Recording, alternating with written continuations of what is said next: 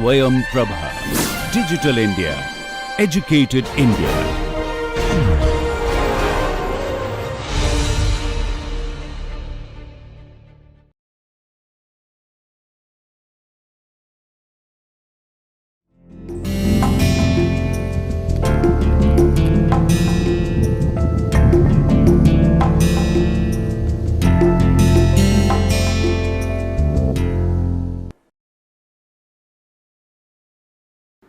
नमस्कार प्रिय छात्रों, आज अपने इस सत्र में जो कि आज लेक्चर नंबर 27 है हमारे इस कोर्स टाइटल अप्लाइड साइकोलॉजी का, और आज के हमारे सत्र का जो शीर्षक है that is introduction to environmental psychology, यानी पर्यावरण मनोविज्ञान का एक परिचय हम आज प्राप्त करेंगे अपने इस सत्र में। उससे जुड़ी हुई कुछ महत्वपूर्ण बातें हम जानने का प्रयास करेंगे अपने इस सत्र में, और किस तरह से एनवायरनमेंट के क्षेत्र में, यानी जो एनवायरमेंटल सेटिंग है, जो ह्यूमन एनवायरनमेंट इंटरेक्शन है, उस क्षेत्र में किस तरह से साइकोलॉजी कंट्रीब्यूट करता है, साइकोलॉजिकल रिसर्चेस किस तरह से कंडक्ट की जाती हैं, और उसमें किस प्रकार से हम देखते हैं कि जो ओवरऑल एक उसमें हमारे पास जो फाइंडिंग्स हैं उससे किस तरह से हम एनवायरनमेंट को या एनवायरनमेंट से रिलेटेड जो गुड बिहेवियर्स हैं, यानी प्रो एनवायरमेंटल बिहेवियर हैं, उसको हम किस तरह से बढ़ा सकते हैं, और साथ ही साथ एनवायरनमेंट का और ह्यूमन का जब इंटरेक्शन होता है तो उसके क्या फ़ायदे या किस तरह के उसके कॉन्सिक्वेंसेस होते हैं। तो ये जो हम देखेंगे, इसके बारे में आज हम अपने इस सत्र में समझने का प्रयास करेंगे। तो सर्वप्रथम हम ये देखते हैं कि एनवायरमेंटल साइकोलॉजी जो है उसकी परिभाषा क्या है। तो यहाँ पर हम देखेंगे that environmental psychology is a field of psychology that aims to understand and optimize the interaction between people and their physical environment in order to benefit both people and the environment। यहाँ पे हमने जो देखा कि महत्वपूर्ण बात यहाँ पर यह है कि सबसे पहले ये एक ऐसी हम कह सकते हैं फील्ड है साइकोलॉजी की, जिसमें हम ये प्रयास करते हैं समझने का कि किस प्रकार से जो ह्यूमन और एनवायरनमेंट का जो इंटरेक्शन है उसको किस तरह से ऑप्टिमाइज़ किया जा सकता है, यानी ऐसा हम क्या कर सकते हैं with in the domain of psychology by using psychological principles and theories, और जो भी रिसर्च फाइंडिंग्स हैं in the area of psychology, उनको यूज़ करते हुए हम किस तरह से ह्यूमन एंड एनवायरनमेंट, यानी जो फिजिकल एनवायरनमेंट है, उनके इंटरेक्शन को हम किस तरह से फैसिलिटेट करें, या किस तरह से उसको हम शेप करें, या किस तरह से उसको हम ऑप्टिमाइज़ करें, सो दैट कि इससे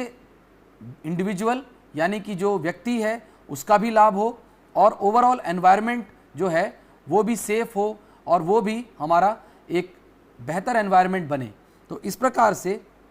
हम ये देखते हैं कि एनवायरमेंटल साइकोलॉजी जो है that is an attempt to understand the interaction which is taking place between the humans and the environment, यानी कि जो मानव है, जो इंडिविजुअल है, और जो एनवायरनमेंट, और एनवायरनमेंट में नेचुरल सेटिंग, हमारा जो आसपास का एनवायरनमेंट है, चाहे वो हमारी जहाँ हम रहते हैं, हमारा घर है, हमारी वर्क प्लेस है, हमारे जो स्टेडियम्स हैं, पार्क्स हैं, जो हमारा जो भी, चाहे वो मार्केट है, चाहे वो मॉल में हम जाते हैं, तो इस प्रकार के जितने भी हमारे आसपास के फिजिकल एनवायरनमेंट हैं वो सभी इसमें हम कहेंगे कि वो एनवायरनमेंट का हिस्सा हैं, और हम किस तरह से उनके साथ इंटरेक्ट करते हैं, यानी as an individual, as a group, as a society हम किस तरह से अपने एनवायरनमेंट के साथ इंटरेक्ट करते हैं, ये सभी जो प्रोसेसेस हैं उनके बारे में जो स्टडी हम करते हैं या उसको समझने का जो प्रयास हम करते हैं, वो that comes under environmental psychology. इसके बाद जो एक प्रमुख बिंदु है which we need to consider here, and that is all human behaviours they occur in physical environment, यानी कि हम जितने भी प्रकार के व्यवहार करते हैं वो सभी किसी न किसी फिजिकल एनवायरनमेंट में होते हैं। उदाहरण के लिए अगर हम ड्राइविंग ही कर रहे हैं तो इसको आप देखिए कि हम ड्राइविंग रोड पर करते हैं, किसी जगह पर किसी जगह पर एक स्थान से दूसरे स्थान तक जाते हैं, उसके बाद यदि हम ऑफिस में हैं तो ये भी एक बिल्डिंग होगी या किसी प्रकार का कोई वर्क सेटिंग होगी। अगर हम स्कूल में हैं यानी हम एजुकेशनल इंस्टीट्यूट में हैं तो वहाँ पर हम जो पढ़ाई कर रहे हैं उसके लिए भी एक प्रकार का फिजिकल एनवायरनमेंट है वो। उसके बाद हम जितने भी यानी अगर हम मार्केटिंग कर रहे हैं तो उसके लिए हम मॉल में जा सकते हैं या लोकल मार्केट में जा सकते हैं या किसी शॉप में जा सकते हैं, या फिर हम अगर अपना पर्सनल टाइम या कोई पर्सनल एक्टिविटी कर रहे हैं, कोई अपनी प्राइवेट एक्टिविटी कर रहे हैं, उसके लिए हम अपने घर में होते हैं यानी home. Even our home is a physical environment. तो इस तरह से हम ये देखते हैं कि हमारे जितने भी बिहेवियर्स हो सकते हैं वो सभी कहीं ना कहीं किसी न किसी तरीके से एक फिजिकल एनवायरनमेंट में ही वो सभी बिहेवियर्स होते हैं। इसके बाद we will consider that these environments shape our thoughts, feelings and behaviors, and at the same time much of our behavior either consciously or unconsciously modifies these environments। अब यहाँ पर जो बात हो रही है this is about the interaction, यानी कि जो environment है वो भी कहीं ना कहीं इंडिविजुअल के ऊपर इम्पैक्ट डालेगा और उसकी जो थॉट्स होंगे उनको या तो फैसिलिटेट करेगा, उसके थॉट्स या तो पॉजिटिव होंगे उसकी वजह से, एनवायरनमेंट की वजह से, या नेगेटिव हो सकते हैं, या फिर उसकी जो फीलिंग है वो, अगर हम मूड की बात करें, एक जनरल फीलिंग की बात करें तो वो एनहांस हो सकती है, बेहतर हो सकती है, या नेगेटिव दिशा में जा सकती है, एक नेगेटिव मूड उसका डेवलप हो सकता है ड्यू टू द एनवायरनमेंट। या फिर अगर हम बिहेवियर की बात करें तो किस तरह से हम वहाँ पर एक्ट करेंगे ये भी कहीं ना कहीं हमारे एनवायरनमेंट से ही डिटरमाइन होता है। और साथ ही साथ हम अपने बिहेवियर से कहीं ना कहीं जाने अनजाने में यानी कि कॉन्शियसली और अनकॉन्शियसली हम अपने एनवायरनमेंट को भी मॉडिफाई करते रहते हैं। अगर हम इनको कुछ उदाहरणों से समझने का प्रयास करें तो सबसे पहले हम देखें कि अगर हम किसी ऐसी जगह पर हैं जहाँ पर बहुत ज़्यादा क्राउडिंग है तो कहीं ना कहीं उस जगह को लेकर के जो हमारे थॉट्स होंगे, हमें ये लगेगा कि यहाँ से हमें जल्दी चले जाना चाहिए या इस जगह पे हमें ज़्यादा समय नहीं रुकने की ज़रूरत है क्योंकि यहाँ पे जो एनवायरनमेंट है वो बहुत ज़्यादा क्राउडेड है या हमारे लिए वो अनप्लीजेंट है। तो इस तरह के थॉट्स हमारे दिमाग में आ सकते हैं और हम वहाँ से हो सकता है चले जाएं। Then if there is another association with that environment and that is feeling, यानी कि हम ये देखेंगे कि उस पर्टिकुलर एनवायरनमेंट की वजह से हमारे अंदर किस प्रकार की फीलिंग्स जनरेट हो रही हैं। जैसे अभी जो एग्जांपल हमने लिया, अगर हम उसको फिर से कंसिडर करें तो क्राउडिंग की वजह से हो सकता है हमारे अंदर एक अनप्लीजेंट फीलिंग आए, हमको ये लगे कि क्राउड की वजह से हमारा मूड जो है वो अपसेट हो गया है, बहुत ज़्यादा यहाँ पर भीड़ है या बहुत ज़्यादा यहाँ पर शोर हो रहा है, इसकी वजह से हमें अच्छा नहीं लग रहा है। अगर इसी उदाहरण को हम थोड़ा सा बदल दें, यानी कि इसी क्राउडी एनवायरनमेंट को हम थोड़ा सा अगर एग्जांपल चेंज कर दें, तो सपोज़ हम किसी स्पोर्ट्स इवेंट में गए हैं और किसी स्टेडियम में बैठ करके हम कोई गेम देख रहे हैं, तो ऐसे में हम ये देख सकते हैं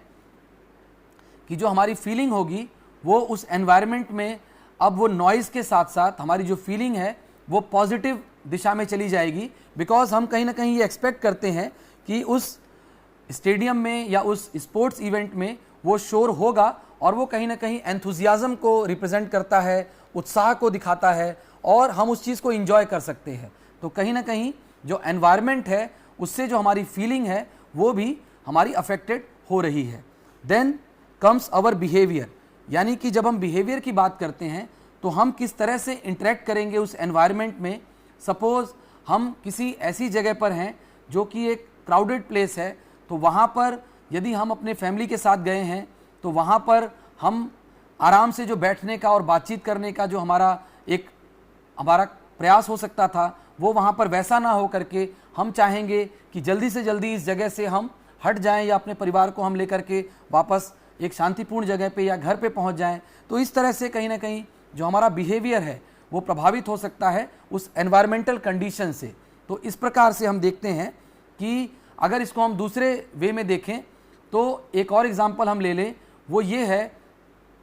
कि कहीं ना कहीं जैसे अगर हम किसी खाली रास्ते पे जा रहे हैं और उस रास्ते पे जाने में अगर हमें अनसेफ लग रहा है तो हम उस रास्ते को बदल करके हम दूसरे रास्ते पे चले जाएंगे, यानी कि हम ऐसे रास्ते पे जाएंगे जहाँ पे लोगों की आवाजाही ज़्यादा है, वहाँ पर हमें दूसरे फेलो ह्यूमन बींग्स भी मिलेंगे ताकि वहाँ पर हम ज़्यादा सेफ फील कर सकें। तो हम ये देख रहे हैं कि एनवायरमेंटल कंडीशंस जो हैं वो कहीं ना कहीं हमारे बिहेवियर को भी इम्पैक्ट कर रही हैं, उसकी वजह से जो हमारे बिहेवियरल डिसीजंस हैं वो भी चेंज हो रहे हैं। उसके बाद उसी समय हम ये देखते हैं कि जो हमारा अपना बिहेवियर है वो भी कहीं ना कहीं हमारे एनवायरनमेंट को मॉडिफाई करता है। जैसे उदाहरण के लिए हम देखें तो अगर हमारी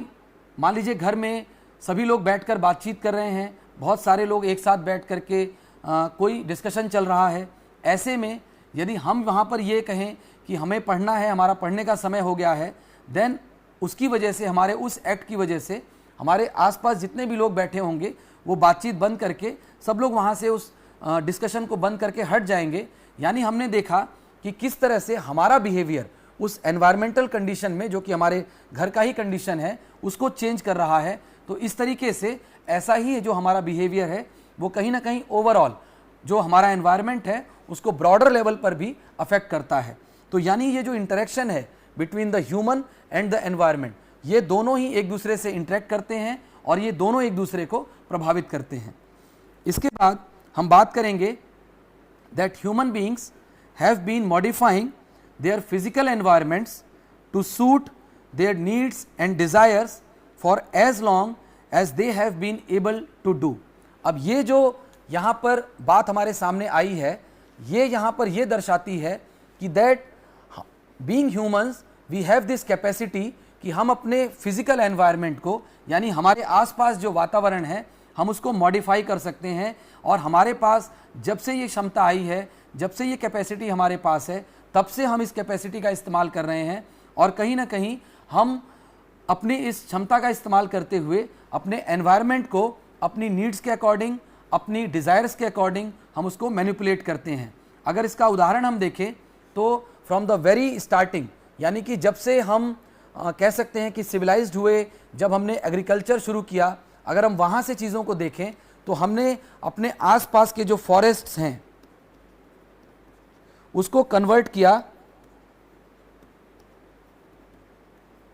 एग्रीकल्चरल लैंड में। यानी हम ये देखते हैं कि शुरुआती दौर से ही हम चेंजेस कर रहे हैं। उसके बाद किसी पर्टिकुलर जगह पर हम अपना घर बनाते हैं और वहाँ की जो भी नेचुरल सेटिंग थी हम उसको हम चेंज कर देते हैं। तो यानी कि हम ये देखते हैं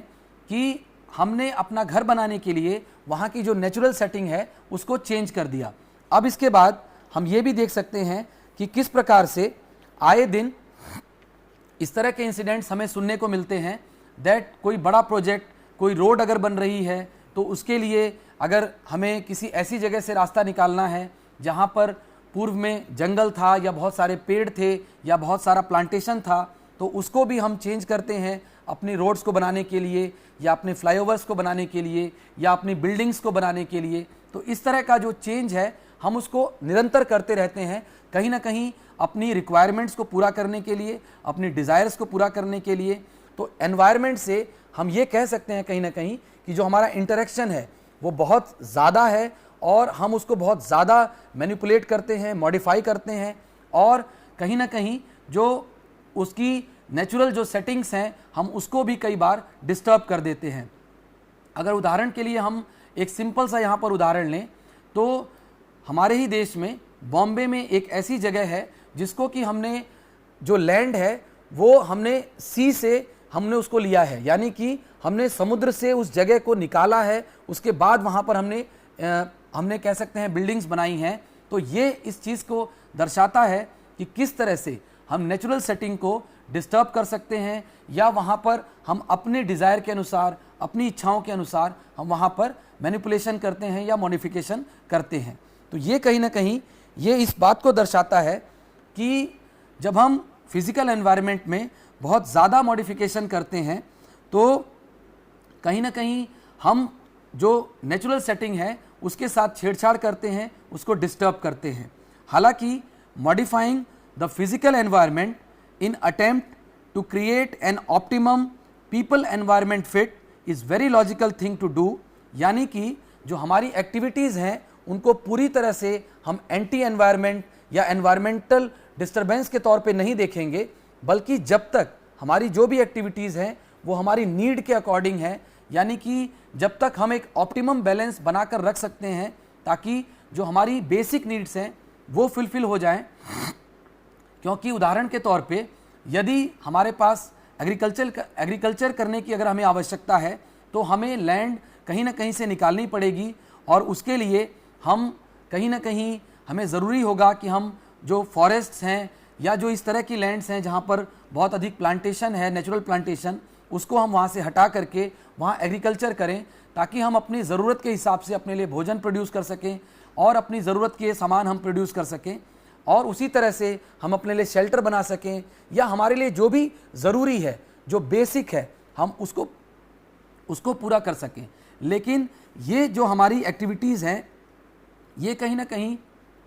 ऑप्टिमम लेवल पर ये सेटल होनी चाहिए, और हमें ये इंश्योर करना चाहिए कि जितना हमारे लिए ज़रूरी है, यानी कि जितना हमारे लिए आवश्यक है for our survival, for our living, उतना हम करें। बट उससे ज़्यादा जब हम करते हैं, यानी कि प्योरली फॉर इकोनॉमिक एक्टिविटीज़,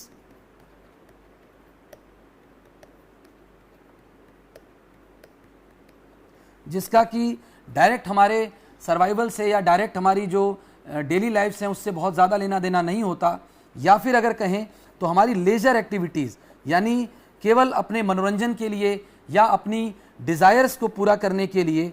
जब हम कोई इस तरह का कार्य करते हैं तो वो कहीं ना कहीं एनवायरनमेंट के साथ एक प्रकार का डिस्टर्बेंस होता है, और इस तरह के जो एक्ट्स होते हैं वो एनवायरनमेंट को डिस्टर्ब करते हैं। तो इसलिए जो अगली बात हम इसी संदर्भ में करेंगे वो इसी चीज़ को दर्शाती है, that although such modifications have gone too far, we are reaching close to a tipping point after which disastrous biodiversity loss is irreversible. यानी कि हम ऑलरेडी जो मॉडिफिकेशंस नेचुरल सेटिंग में कर चुके हैं या नेचुरल एनवायरनमेंट में, फिजिकल एनवायरनमेंट में जो चेंजेस हम ऑलरेडी इंट्रोड्यूस कर चुके हैं वो वैसे ही बहुत ज़्यादा, हम कह सकते हैं कि ज़्यादा आगे चले गए हैं उसमें। बट अब हम उस पॉइंट पे पहुंच रहे हैं कि जहां यदि हम इसके आगे जाते हैं तो कहीं ना कहीं जो बायोडाइवर्सिटी लॉस है, यानी कि जो नेचुरल जो बैलेंस है, कहीं ना कहीं वो इतना ज़्यादा डिस्टर्ब हो जाएगा कि जो लॉस उसके बाद होगा दैट विल बी इररिपेयरेबल, यानी कि कहीं ना कहीं उसके बहुत ज़्यादा नेगेटिव कॉन्सिक्वेंसेस हमें फेस करने पड़ सकते हैं। Then global climate change is one such consequence जिसकी आजकल बहुत ज़्यादा बात होती है और इस पर बहुत ज़्यादा फोकस किया जाता है, because global climate change is already destroying lives around the world and a massive imbalance between human demands for natural resources and what the natural world can provide। यानी कि अगर हम देखें तो हमारी जो एक्टिविटीज़ हैं, जिसमें अगर एक सिंपल एक्टिविटी को भी हम लें और वो है हमारी एनर्जी रिक्वायरमेंट,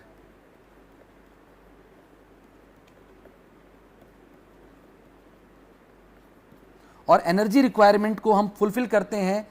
जो नेचुरल रिसोर्सेज हैं जैसे कोल, पेट्रोलियम, नेचुरल गैस, और इसके अलावा जो हमारी फॉरेस्ट्स हैं उससे हम वुड लेते हैं जिसको हम एज अ फ्यूल यूज़ करते हैं, and sometimes we also use woods for our furniture and making other goods. तो इस प्रकार से हम ये देखते हैं कि जो हमारी रिक्वायरमेंट्स हैं उसके लिए ऑलरेडी हम बहुत ज़्यादा रिसोर्सेज एक्सप्लॉइट कर रहे हैं फ्रॉम द नेचर। तो जो हमारा एक्सप्लॉयटेशन है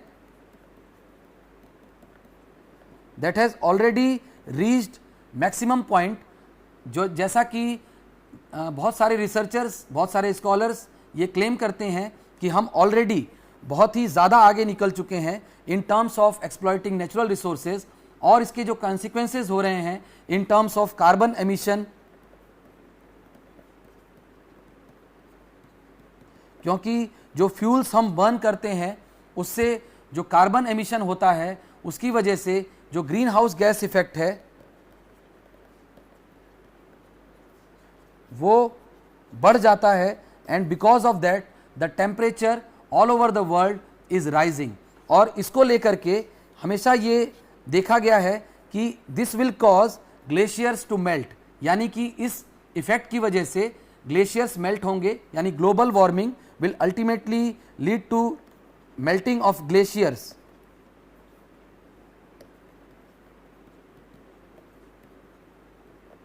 और ये एस्टिमेट किया जाता है that if things go by this speed, अगर इसी तरीके से हम आगे बढ़ते रहे तो कहीं ना कहीं एक ऐसा समय आएगा जब हमारा जो सी लेवल है वो काफ़ी ज़्यादा बढ़ जाएगा, और उसके बाद जो ऐसे बहुत सारे लो लाइंग लैंड्स हैं जो विद इन द वर्ल्ड हमारे हैं, जो कि ऐसी कंट्रीज़ हैं या ऐसे आइलैंड्स हैं जो बिल्कुल पानी में डूब जाएंगे, तो ऐसे में हम ये देख सकते हैं कि कितना ज़्यादा ह्यूमन लाइफ का लॉस होगा, कितना बड़ा ओवरऑल बायोडाइवर्सिटी का लॉस होगा, और इस तरह से ये जो इररिपेयरेबल लॉस होगा that will be very costly for the whole mankind, यानी कि पूरी मानव जाति को इसकी कीमत चुकानी पड़ सकती है। तो इस प्रकार का जो हमारा एक कह सकते हैं कि अप्रोच है that needs to be changed, और कहीं ना कहीं एनवायरमेंटल साइकोलॉजी या एनवायरमेंटल साइकोलॉजिस्ट इस एरिया में भी काम करते हैं कि how to enhance pro environmental behaviour, जिसकी हम आगे भी चर्चा करेंगे अपने इसी सत्र में। इसके बाद हम बात करेंगे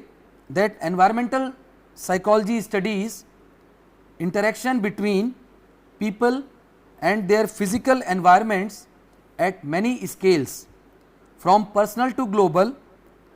and also environmental psychologists often work alongside other disciplines। तो जब हम बात करते हैं कि जो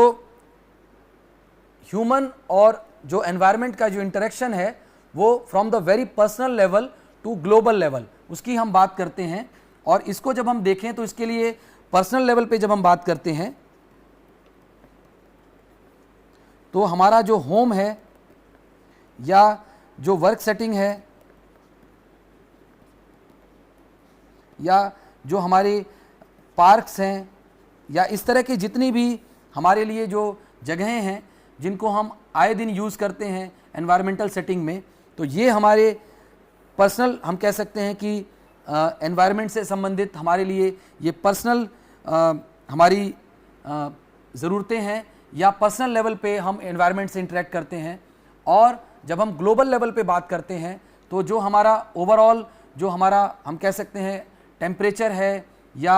जो हमारे लैंडस्केप्स हैं, इस तरह की जो ओवरऑल जो हमारी जो थ्रू आउट द अर्थ जो हम जिन चीज़ों को हम देखते हैं या जिस तरीके से हम उनसे इंटरेक्ट करते हैं, तो ये सभी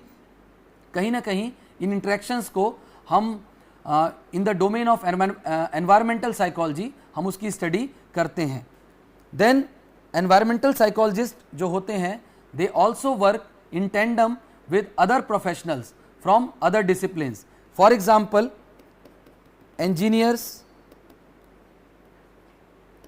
architects,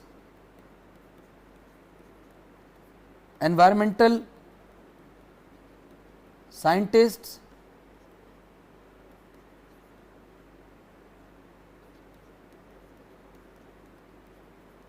तो इस तरह से अलग अलग प्रोफेशनल्स से हम इंटरेक्ट करते हैं when we are working as environmental psychologist. तो यहाँ पर इनके साथ हम आइडियाज़ एक्सचेंज करते हैं किस तरीके से, चाहे वो आर्किटेक्चर हो उसमें हम किस तरह से कंट्रीब्यूट कर सकते हैं एज अ साइकोलॉजिस्ट, और उसमें हम साइकोलॉजिकल पर्सपेक्टिव का यूज़ करके किस तरह से ह्यूमन और एनवायरनमेंट का जो इंटरेक्शन है उसको हम एनहांस कर सकते हैं, और किस तरह से ओवरऑल हम एनवायरनमेंट को हेल्प करने में या उसको सेव करने में एनवायरमेंटल साइंटिस्ट को किस तरह से हेल्प कर सकते हैं, ये सभी जो हम कह सकते हैं कि डोमेन्स हैं, इसमें कहीं ना कहीं साइकोलॉजिस्ट, एनवायरमेंटल साइकोलॉजिस्ट एक इम्पॉर्टेंट रोल प्ले करते हैं। अगर हम बात करें कि what is the exact definition of environmental psychology, तो अलग अलग स्कॉलर्स ने इसमें अलग अलग डेफिनेशंस दी हैं, जिसमें ज़्यादातर पॉइंट्स कॉमन है, बट एक दो उसमें सिर्फ उनका जो प्रेजेंटेशन है वो डिफरेंट है, and that is because of the perspective they emphasise. और इसमें जो एक प्रोमिनेंट नाम है दैट इज़ प्रोशैंकी। ये एक स्कॉलर थे जिन्होंने बहुत ज़्यादा काम किया है in the field of environmental psychology, और according to Proshansky, environmental psychology is a field which is concerned with the interactions and relationships between people and their environment। तो यहाँ पर हम ये देखते हैं कि प्रोशैंकी का जो एम्फेसिस है वो इंटरेक्शन पर है एंड रिलेशनशिप पर between people and their environment. Then Steg et al ने जो डेफिनेशन दी उसके according, environmental psychology is the discipline that studies the interplay between individuals and their built and natural environment। अब यहाँ पर इन्होंने इसमें दो अलग अलग चीज़ों की बात की है, एक बिल्ट एनवायरनमेंट और एक नेचुरल एनवायरनमेंट। बिल्ट एनवायरनमेंट वो है जो ह्यूमंस ने बनाया है, जैसे हमारी बिल्डिंग्स, हमारे टाउन्स, हमारी रोड्स, हमारे फ्लाईओवर्स, इस तरह के जितने भी हमने खुद उसको ह्यूमन मेड जो हमारा एनवायरनमेंट है, ये उसकी भी बात करते हैं। और साथ ही साथ जो नेचुरल एनवायरनमेंट है, चाहे वो हमारे फॉरेस्ट हों, रिवर्स हों, इस तरह के जितने भी हमारे नेचुरल सेटिंग्स हैं, नेचुरल एनवायरनमेंट है, उसकी बात करते हैं। और ह्यूमंस जिस तरह से बिल्ट एनवायरनमेंट और नेचुरल एनवायरनमेंट के साथ इंटरेक्ट करते हैं, इंटरप्ले करते हैं, उसकी जो स्टडी होती है that comes under environmental psychology. इसके बाद जो नेक्स्ट डेफिनेशन है that was provided by Canter and Craik, और according to them environmental psychology is the area of psychology that analyzes the transactions and interrelationships of human experience and actions with pertinent aspects of the socio physical surroundings। यानी कि यहाँ पर जो ध्यान देने वाली बात है कि that Canter and Craik they talk about transaction, यानी कि there is a transaction between human and the environment, यानी कि जिसकी हम आगे भी चर्चा करेंगे। यहाँ पर हम देख रहे हैं कि humans are transacting with the environment and environment is transacting with the humans. इसके बाद गिलफर्ड के according environmental psychology is the study of transactions between individuals and their physical settings. तो इस तरह से हमने देखा कि अलग अलग जो स्कॉलर्स हैं उन्होंने अलग अलग तरीके से एनवायरमेंटल साइकोलॉजी और उसके डोमेन को उन्होंने डिफाइन किया है। इसके बाद हम बात करेंगे about the different perspectives which are being used in environmental psychology, और इसमें जो पहला जो पर्सपेक्टिव है दैट इज डिटर्मिनिस्टिक पर्सपेक्टिव। और according to this perspective there is a linear casual perspective where people and the environment are treated as distinct entities and environmental stimuli are seen to directly cause psychological response। यानी कि अगर हम इस definition को deterministic approach की दोबारा देखें तो it is a linear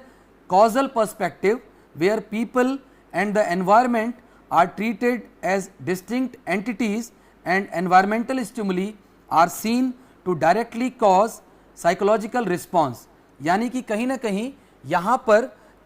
person यानी ह्यूमंस और एनवायरमेंट, इनको एक अलग एंटिटी के तौर पर देखा जाता है। इस तरह के अप्रोच में These are two separate entities।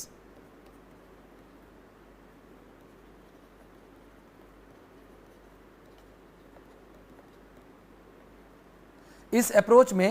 Humans यानी person, individuals are different entity and environment is a different entity. और इस तरह के अप्रोच में ये देखने का प्रयास किया जाता है कि दैट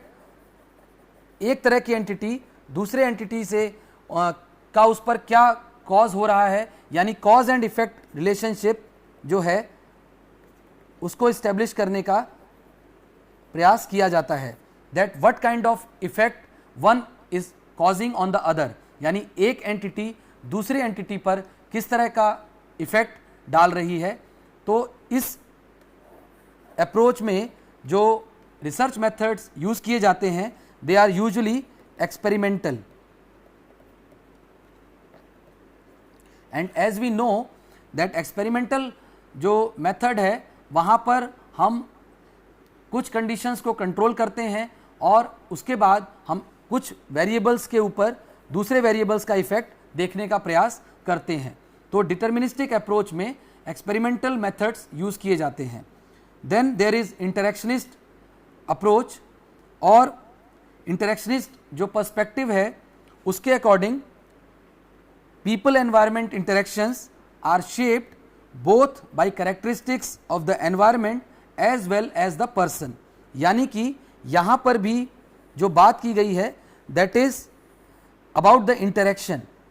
यानी कि जो ह्यूमन और एनवायरमेंट एक दूसरे से जब इंटरेक्ट करते हैं तो they are going to somehow affect each other and shape each other। यानी कि जो एनवायरमेंट है वो इंडिविजुअल के बिहेवियर को शेप करेगा और जो इंडिविजुअल है वो कहीं ना कहीं एनवायरनमेंट को अपने अकॉर्डिंगली शेप करेगा। तो इस तरह का जो हम कह सकते हैं इंटरेक्शनिस्ट जो पर्सपेक्टिव है उसमें यूजुअली जो स्टडीज़ की जाती हैं, जो रिसर्चेस की जाती हैं उसमें experimental, correlational as well as qualitative, ये सभी प्रकार की इसमें रिसर्चेस की जाती हैं। इन सभी मेथड्स को यूज़ करके इन इंटरेक्शंस को समझने का प्रयास किया जाता है। और जो तीसरा पर्सपेक्टिव है दैट इज ट्रांजैक्शनल पर्सपेक्टिव। इसमें people, according to this perspective, people shape their environment and at the same time they are shaped by that environment. यानी कि यहाँ पर हम ये देखते हैं कि न केवल जो पर्सन है यानी जो इंडिविजुअल है वो एनवायरनमेंट को अफेक्ट करता है, बल्कि जो एनवायरनमेंट है वो भी पर्सन को डायरेक्टली अफेक्ट करता है। और इन दोनों के बीच में एक तरह का ट्रांजैक्शन, आदान प्रदान हो रहा है। और अगर हम इसको उदाहरण के तौर पे देखें तो ह्यूमन बीइंग्स अपनी एक्टिविटी की वजह से कहीं ना कहीं ग्लोबल वार्मिंग को बढ़ा रहे हैं। अगर हम इसको ट्रांजैक्शनल पर्सपेक्टिव में देखने का प्रयास करें तो ह्यूमन बीइंग्स अपने ओवर प्रोडक्शन की वजह से, अपने ओवर कंजम्पशन की वजह से, अपने लाइफस्टाइल की वजह से कहीं ना कहीं ओवरऑल जो एनवायरनमेंट है उस पर ग्लोबल वार्मिंग का जो इफेक्ट आ रहा है वो क्रिएट कर रहे हैं। But at the same time जो एनवायरनमेंट है दैट इज़ रिटर्निंग बैक, और उसकी वजह से, ग्लोबल वार्मिंग की वजह से इट हैज़ बीन क्लेम्ड कि अलग अलग तरह के जो सीजनल साइकिल्स में जो चेंज देखने को मिल रहे हैं या जो अलग अलग तरह के एक्सट्रीम क्लाइमेट्स देखने को मिल रहे हैं और इस तरह की और भी तमाम जो हमें देखने को मिलती हैं, चाहे वो in the terms of disease हों या और बहुत से अलग अलग तरह के हम कहते हैं कि जो एनवायरनमेंट के चेंज की वजह से जो चीज़ें हमें एक्सपीरियंस होती हैं। So there is a transaction going on between person and environment, और ट्रांजैक्शनल पर्सपेक्टिव जो है वो इसी चीज़ को स्टडी करने की कोशिश करता है। तो ट्रांजैक्शनल पर्सपेक्टिव में usually the research method which is used is qualitative method, और सिंस ट्रांजैक्शनल जो अप्रोच है या पर्सपेक्टिव है उसमें एक्सपेरिमेंटल स्टडीज़ पॉसिबल नहीं होती, बिकॉज जो इसका नेचर है उसमें मैनिपुलेशन या control is not possible. Therefore जो स्टडीज़ हैं वो ज़्यादातर क्वालिटेटिव नेचर की ही की जाती हैं। Then there are two important concepts related to transactional perspective. उसमें एक है behavioral setting approach, और according to this there is a standing patterns of behavior which match a physical environment. यानी कि अगर हम इसको एग्जाम्पल के साथ समझें तो हम हर परिस्थिति के लिए, हर प्रकार के एनवायरनमेंट के लिए हमारे पास एक स्टैंडिंग पैटर्न ऑफ बिहेवियर होता है जो प्री डिटरमाइंड होता है. जैसे जब हम किसी मंदिर में जाते हैं, यानी जब हम कहीं टेम्पल में जाते हैं, तो हमारा जो बिहेवियर होता है वो काफ़ी डिफरेंट होता है. हम शांत होते हैं, हम कुछ पर्टिकुलर तरीके से ही चीज़ों को करते हैं. अगर इसी को एग्जाम्पल को हम चेंज कर दें तो हम जब कभी भी क्लासरूम में होते हैं तो हमारा बिहेवियर डिफरेंट होता है एज ए स्टूडेंट,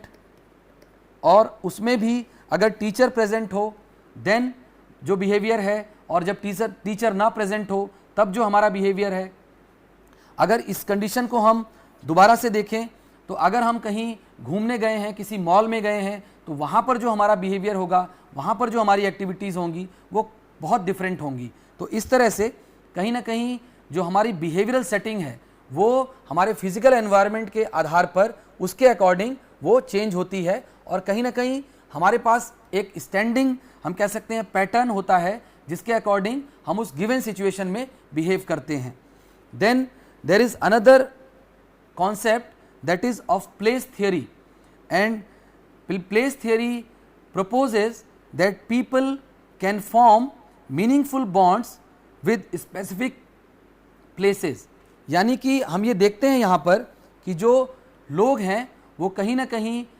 जगहों से यानी प्लेसेस से वो एक प्रकार का बॉन्ड मीनिंगफुल वहाँ से एक रिलेशनशिप वो डेवलप कर लेते हैं. फॉर एग्ज़ाम्पल हम अपने घर से अपने जो नेबरहुड है, या जो अपना हमारा सिटी है, या जो हमारा जो टाउन है, इस तरह से हम अलग अलग जो हमारी फिज़िकल एनवायरनमेंट्स हैं या हमारी जो सराउंडिंग है उससे कहीं ना कहीं हम अटैच्ड फील करते हैं, उससे हम बहुत ज़्यादा अपने आप को जोड़ देते हैं. तो एक प्रकार की बॉन्डिंग या बिलोंगिंगनेस हम देखते हैं उस प्लेस से अपने अंदर, और इसको प्लेस थियरी के नाम से जाना जाता है. अब हम बात करेंगे that environmental psychologists study people environment interactions at different scales, जिसकी कि हमने पहले भी अभी अपने सत्र में चर्चा की थी, that from personal to global. अब उसको हम यहाँ पर विस्तार में देखेंगे that at level 1 we study individual level interactions, और ये यूजुअली हमारे जो प्राइमरी हम कह सकते हैं कि हमारे लिए जो रिलेटेड एस्पेक्ट्स हैं एनवायरनमेंट के, जैसे हमारा हाउस, हमारा घर, हमारी वर्क प्लेस, इस तरह की जो जगहें हैं, इस तरह का जो एनवायरनमेंट है, फिजिकल एनवायरनमेंट है, उससे हमारा किस तरह से इंटरेक्शन होता है. And also there is a concept of territoriality, और टेरिटोरियलिटी का जो कॉन्सेप्ट है ये बताता है कि हम किस तरीके से जो प्लेस है उसमें हम अपने आप को उससे जोड़ लेते हैं, और कहीं ना कहीं उसका पर्सनलाइजेशन हम करते हैं सो दैट हम उस स्पेस को अपना क्लेम कर सकें, उसको हम अपना कह सकें, और इसके लिए हम उस जगह का पर्सनलाइजेशन कर देते हैं. तो कहीं ना कहीं इंडिविजुअल लेवल पे जो इंटरेक्शन होता है पीपल एनवायरनमेंट का, उसमें यूजुअली इन्हीं सब चीज़ों का स्टडी किया जाता है. Then at level 2 semi public level, where we try to study about the interaction of humans with their neighbourhood, their parks, and इस तरह की जो हमारे लिए कह सकते हैं कि जो थोड़ा हमारी सराउंडिंग्स में जो थोड़ा हमारे से जिसका इंटरेक्शन होता है at second level after our जो हमारी प्राइमरी जो इंटरेक्शंस हैं जैसे होम या वर्क प्लेस, उसके बाद जो सेकेंडरी लेवल पे जो हमारा होता है इंटरेक्शन लेवल 2 पे हमारा नेबरहुड, जो हमारी कह सकते हैं जिस टाउन में या जिस कॉलोनी में हम रहते हैं, या जो पार्क जिसमें हम खेलने जाते हैं, तो इस तरह के जो सेटिंग्स हैं, एनवायरमेंटल सेटिंग्स हैं, उनसे जो हमारा इंटरेक्शन है उसकी स्टडी इसमें की जाती है लेवल 2 में। Then at level 3 this type of level denotes public environments, और यहाँ पर हम बात करते हैं कि जो पूरी की पूरी एक सोशल सेटिंग है या एक ऐसी ब्रॉड सेटिंग है जहाँ पर हम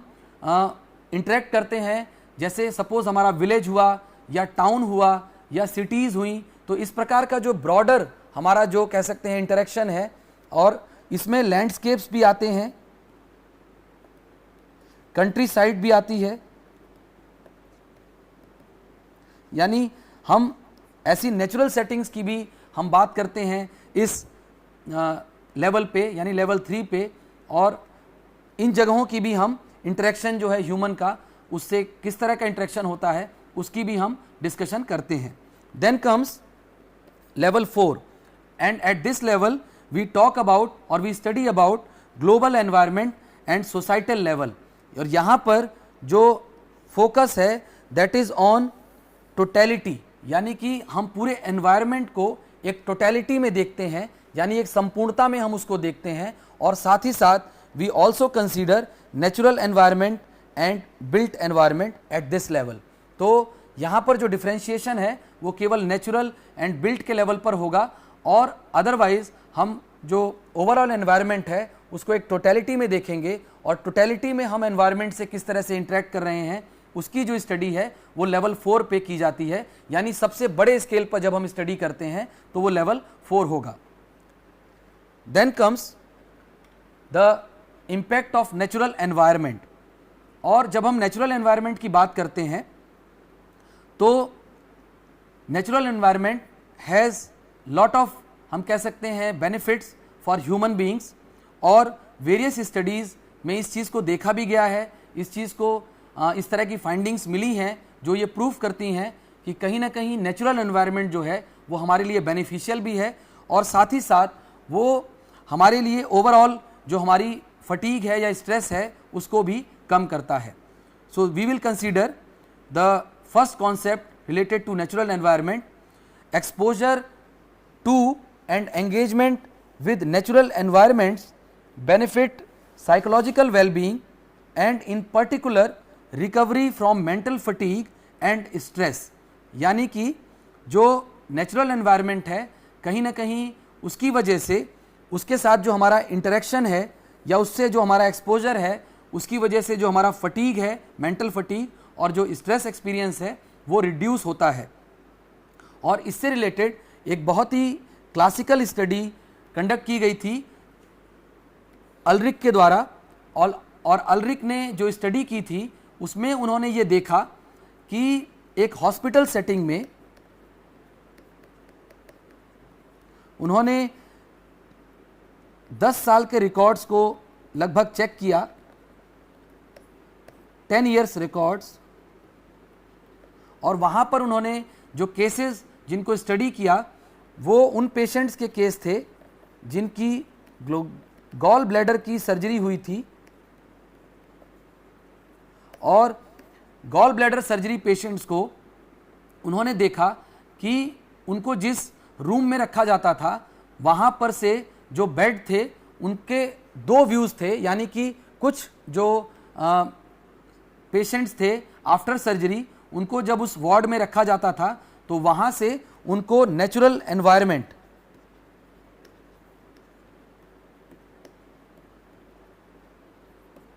यानी बाहर उनको ट्रीज दिखते थे,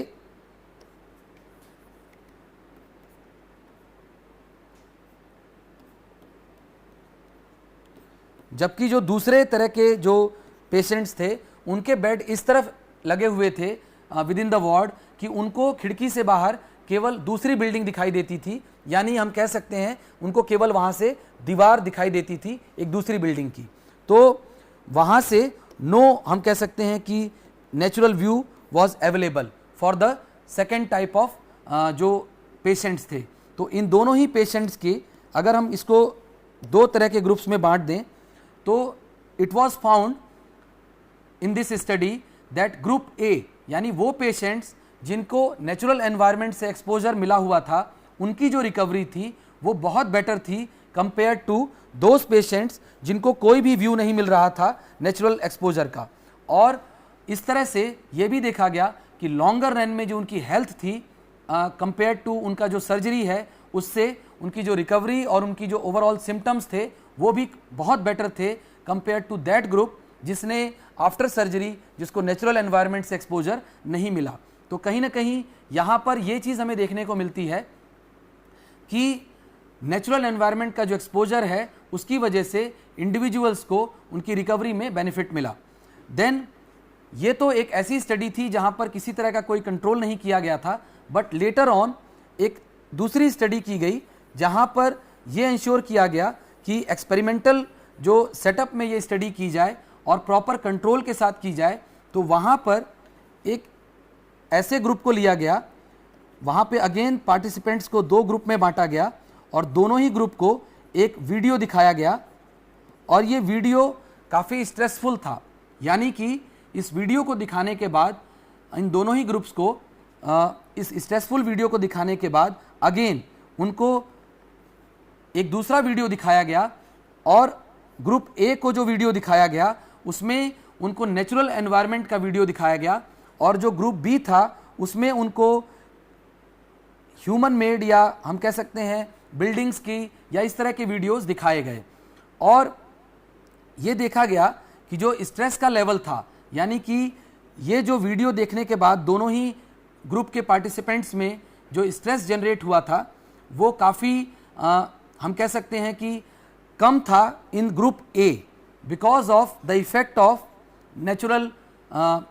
एनवायरनमेंट से जो उनका एक्सपोजर हुआ in the form of video, उसकी वजह से जो उनका स्ट्रेस का लेवल था वो कम रिपोर्ट किया गया। और ये जो स्ट्रेस कम रिपोर्ट हुई ये both physiologically and with the help of self report इसको मॉनिटर किया गया और ये देखा गया कि नेचुरल एनवायरनमेंट से जो एक्सपोजर है वो कहीं ना कहीं हमारे ओवरऑल जो स्ट्रेसफुल एक्सपीरियंसेस होते हैं या जो फटीग होता है उसको कम करता है।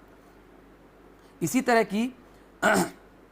हम बात करते हैं that natural environments have restorative benefits, यानी जो नेचुरल एनवायरनमेंट होता है वो कहीं ना कहीं हमारे लिए बहुत ज़्यादा उसका रिस्टोरेटिव इफेक्ट होता है। And also we talk about the phenomenon why this is happening, यानी कि बायोफिलिया नाम का एक हम कह सकते हैं कि फिनोमिनन है जो ये बताता है that human beings are evolutionary drawn towards natural life and life like features. और इस वजह से ये देखा गया है कि जब भी हमें कभी भी नेचुरल लाइफ से या लाइफ लाइक फीचर्स से जब हमारा एक्सपोजर होता है तो उस चीज़ को हम उससे हम अट्रैक्ट होते हैं, उससे हम बहुत ज़्यादा हमें एक सूदिंग इफेक्ट मिलता है और इसकी वजह से जो हमारा रिस्टोरेशन है वो होता है। और इस तरह की जो रिस्टोरेशन है वो कहीं ना कहीं हमारे मेंटल फटीग को कम करती है, हमारे ओवरऑल स्ट्रेस लेवल को कम करती है। Then another study which was conducted related to natural environment, उसमें ये फाइंडिंग मिली दैट नेचुरल एनवायरनमेंट के एक्सपोजर से जो अटेंशनल रिस्टोरेशन है वो होता है। यानी कि ये देखा गया है that whenever participants are engaged in some kind of tedious work, यानी वो बहुत ही डिमांडिंग वर्क जब कोई करते हैं उसके लिए उन्हें बहुत ज़्यादा अटेंशनल सोर्सेज यूज करने पड़ते हैं और इस वजह से वो बहुत ज़्यादा हम कह सकते हैं कि उनके जो अटेंशनल रिसोर्सेज हैं वो डिप्लीट हो जाते हैं या वो कम हो जाते हैं और ओवरऑल जो उनका कंसंट्रेशन है वो कम होने लगता है and a kind of fatigue is generated. तो इस तरह से हम कहेंगे कि जो उनकी अटेंशनल कैपेसिटी है वो कम होने लगती है। तो इस तरह के केसेस में ये देखा गया एक एक्सपेरिमेंट के द्वारा कि जब इस तरह के कैंडिडेट्स को नेचुरल एनवायरनमेंट का एक्सपोजर दिया गया तो इस तरह के कैंडिडेट्स का जो अटेंशनल रिस्टोरेशन था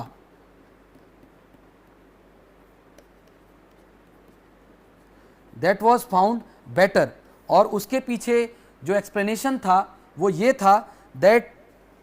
सिंस जो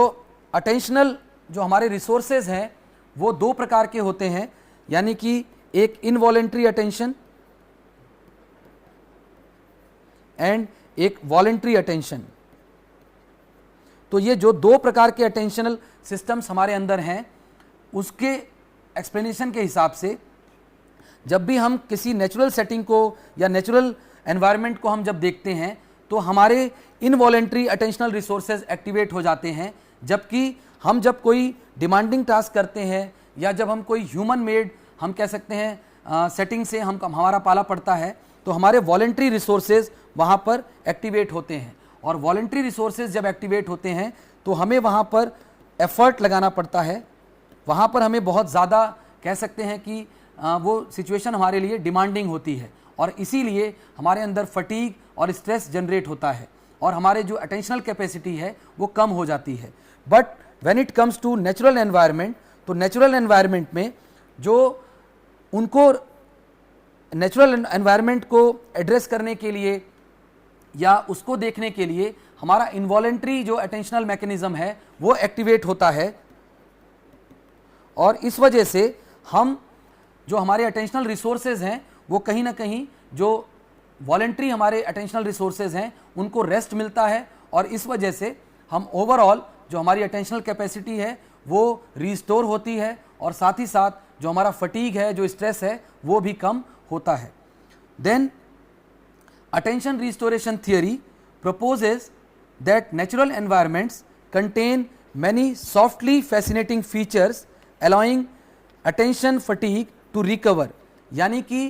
हमारा जो नेचुरल एनवायरनमेंट है कहीं ना कहीं वो हमारे लिए इतना सूदिंग होता है, वो हमारे लिए इतना प्लेजरेबल एक्सपीरियंस होता है और इस तरह का उसका हम कह सकते हैं कि हमारे ऊपर एवोल्यूशनरी इम्पैक्ट होता है कि उसको देखने के बाद जो हमारे हम कह सकते हैं कि ओवरऑल जो हमारी जो फटीग है या स्ट्रेस लेवल है वो कम हो जाता है।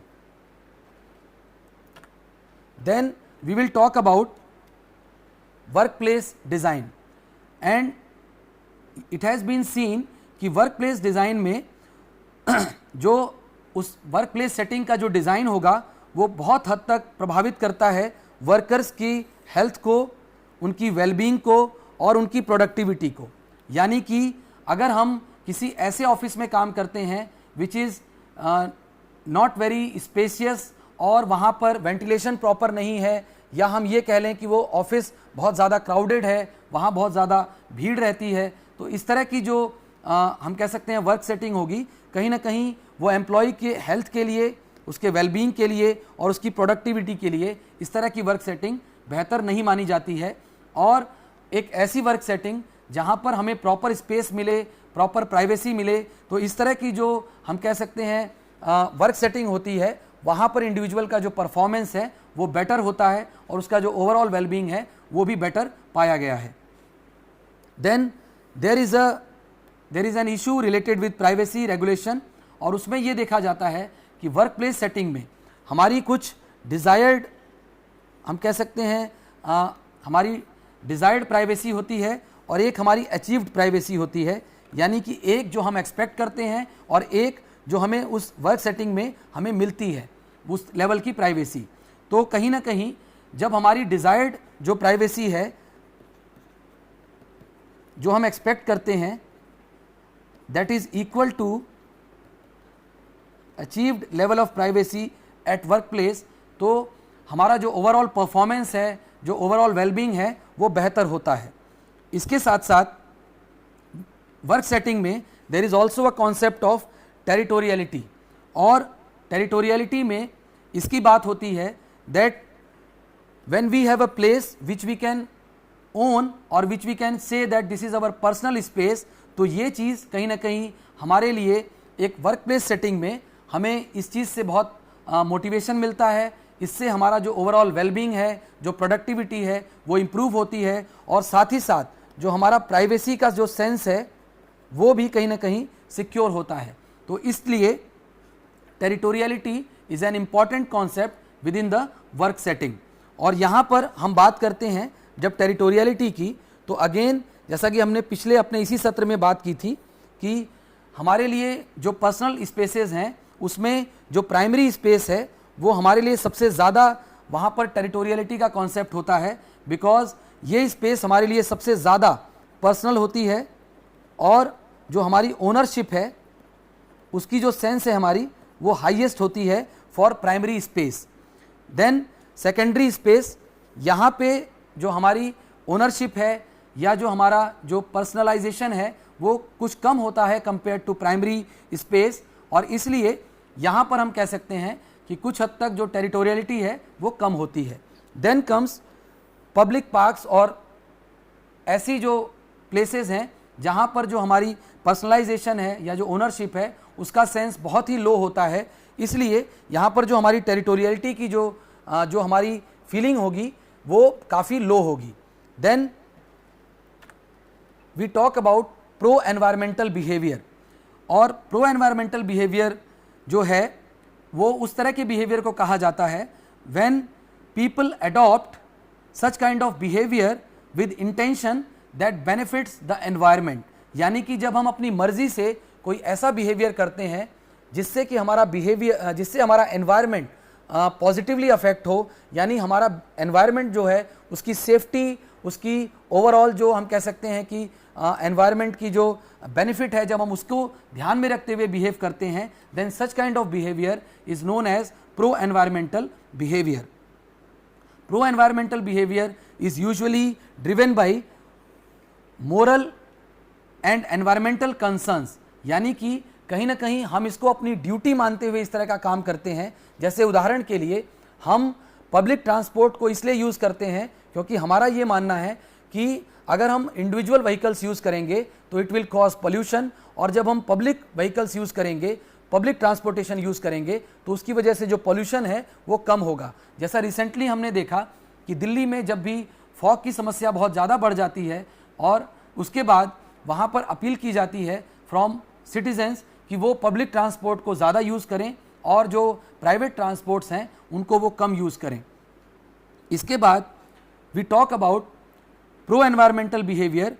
Is costly for individuals at that time but beneficial for others and future generations, यानी कि जब हम इस तरह की बात करते हैं तो इसका तात्पर्य ये है कि प्रो एनवायरमेंटल बिहेवियर आज के समय में जब हम वो करते हैं या उसमें एंगेज होते हैं तो वो हमारे लिए बहुत हद तक कॉस्टली होता है in terms of resources, in terms of time, but कहीं ना कहीं उसकी वजह से दूसरे लोग उसकी वजह से पॉजिटिवली अफेक्ट होते हैं, और ख़ास करके जो हमारी कमिंग जनरेशन्स हैं, जो फ्यूचर जनरेशन्स हैं, in terms of sustainable environment या सस्टेनेबल डेवलपमेंट की जब हम बात करते हैं तो उस चीज़ को हमारा प्रो एनवायरमेंटल बिहेवियर प्रमोट करता है। Then there is a value belief norm model which was proposed by Stern to understand pro environmental behavior।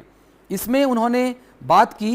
बायोस्फेरिक values की, यानी हम प्रो एनवायरमेंटल बिहेवियर में क्यों एंगेज होते हैं, उसके लिए जब हमें उस बिहेवियर से कुछ पर्टिकुलर वैल्यूज़ हमें वहाँ दिखेंगी, यानी जब हमें ये फील होगा कि हमारे उस बिहेवियर से कुछ वैल्यूज़ एसोसिएटेड हैं, उससे हमें कुछ बेनिफिट हो रहा है किसी तरह का, तब हम ये उस तरह के बिहेवियर में एंगेज करते हैं अपने आप को। और उसमें जो बायोस्फेरिक वैल्यूज़ हैं वो कहीं ना कहीं हमारे उस सेंस की वजह से होता है जिसमें we want to protect the nature, यानी कि हम अपनी सराउंडिंग्स को, अपने नेचुरल एनवायरनमेंट को प्रोटेक्ट करना चाहते हैं, चाहे वो ग्रीनरी हो, चाहे वो हमारे फॉरेस्ट्स हों, चाहे वो हमारी लैंडस्केप्स हों, चाहे वो हमारी वाटर बॉडीज़ हों। तो इस तरह की जो हमारी ओवरऑल हम कह सकते हैं बायोस्फेरिक जो हमारी एंटिटीज़ हैं उनको हम बचाना चाहते हैं, उनको हम कह सकते हैं प्रोटेक्ट करना चाहते हैं, इसलिए हम प्रो एनवायरमेंटल बिहेवियर में एंगेज होते हैं। देन सेकेंडली अल्ट्रुइस्टिक वैल्यूज़, यानी कि जब हमें ये फीलिंग होती है that we have a moral duty to save our environment, to protect the environment for future generations and also for the living beings जो कि इस पृथ्वी पर रह रहे हैं, उन सभी के लिए ये हमारी नैतिक जिम्मेदारी है कि हम उनके लिए इस एनवायरनमेंट को सेव करें, प्रोटेक्ट करें। तो इस तरह की फीलिंग की वजह से हम प्रो एनवायरमेंटल बिहेवियर शो करते हैं या उसमें एंगेज होते हैं। देन फाइनली ईगोइस्टिक वैल्यूज़, और ये एक प्रकार का हम कह सकते हैं नेगेटिव वैल्यू है जिसकी वजह से usually individuals pro environmental behaviour में एंगेज नहीं होते हैं। तो कहीं ना कहीं उनको ये लगता है कि उनके ऐसा करने से जो उनकी अपनी इंडिविजुअलिटी है वो चैलेंज होती है, या वो ऐसा करने से उनको किसी तरह का कोई बेनिफिट नहीं है, और उनके अकेले के करने से क्या होगा, इस तरह के जो थॉट्स हैं और उनकी जो पर्सनैलिटी है कहीं ना कहीं वो उनको प्रो एनवायरमेंटल बिहेवियर में एंगेज होने से रोकती है। तो इस प्रकार से हमने देखा कि एनवायरमेंटल साइकोलॉजी में क्या बेसिक कॉन्सेप्ट्स हैं, किन बातों का ध्यान रखा जाता है, how natural environment is restorative as well as beneficial for human beings, और साथ ही साथ हमने बात की कि वर्क सेटिंग में जो एनवायरमेंटल जो हमारी जो सेटिंग है वो किस तरह से हमारे बिहेवियर को अफेक्ट करती है, हमारी परफॉर्मेंस को अफेक्ट करती है, और साथ ही साथ हमने बात की प्रो एनवायरमेंटल बिहेवियर की कि किस तरह से जो प्रो एनवायरमेंटल बिहेवियर है वो हमें उसमें एंगेज होना चाहिए, और साथ ही साथ जो साइकोलॉजी है वो एक बड़ा रोल प्ले करती है how to make people engage in pro social behaviour, pro environmental behaviour. तो इस तरह का जो ओवरऑल ये हमने आज डिस्कस किया अपने इस सत्र में। तो आज हमने एनवायरमेंटल साइकोलॉजी की कुछ बेसिक कॉन्सेप्ट्स को अपने इस सत्र में डिस्कस किया। तो इसी के साथ हम अपने आज के इस सत्र को यहाँ पर समाप्त कर रहे हैं, एंड इस सत्र को ध्यानपूर्वक सुनने के लिए मैं आप सभी का बहुत बहुत धन्यवाद देता हूँ। Thank you very much.